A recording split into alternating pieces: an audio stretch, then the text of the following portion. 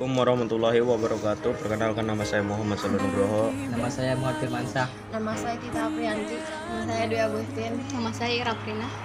Dari kelompok 1. Dari kelompok 1 akan menjelaskan tentang terbentuknya demokrasi Pancasila di Indonesia.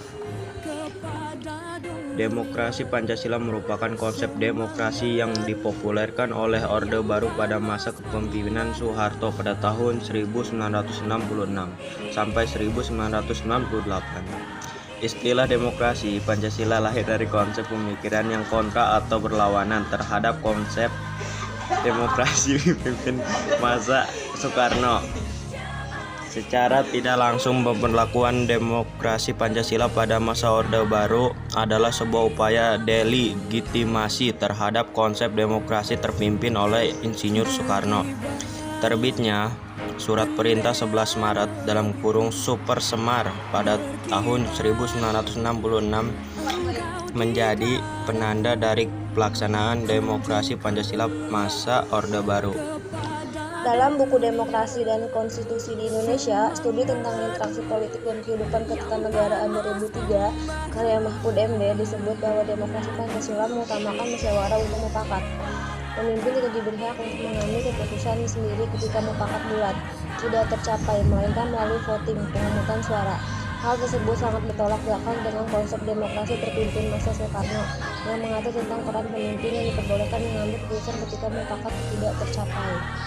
Pada 16 Agustus 1967, Presiden Soeharto memberikan pengertian bahwa demokrasi Pancasila adalah demokrasi berkedaulatan rakyat yang dijiwai dan diintegrasikan dengan sila-sila dalam Pancasila. Demokrasi Pancasila juga mengatur adanya hubungan yang harmonis antar eksekutif dan legislatif, sehingga keseimbangan yang wajar antara konsensus, kesepakatan, dan konflik akan tercipta. Oleh karena itu, lembaga eksekutif dan legislatif cenderung tidak bisa saling menjatuhkan. Penyebab kegagalan pelaksanaan demokrasi Pancasila mengalami kegagalan karena dalam praktik kenegaraan dan pemerintahan terdapat banyak penyelewengan.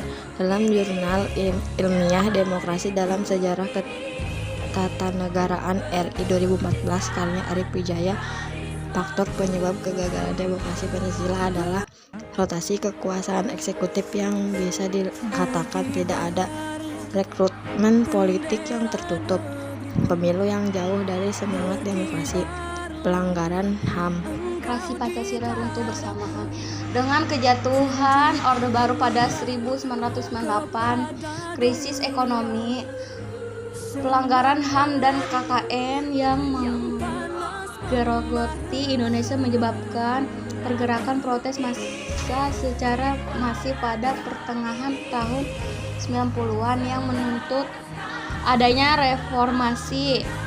21 Mei 1998, Soeharto mengundurkan diri sebagai presiden dan menyerahkan mandat kekuasaannya kepada B.J. Habibie. Sekian dari saya. Assalamualaikum warahmatullahi wabarakatuh.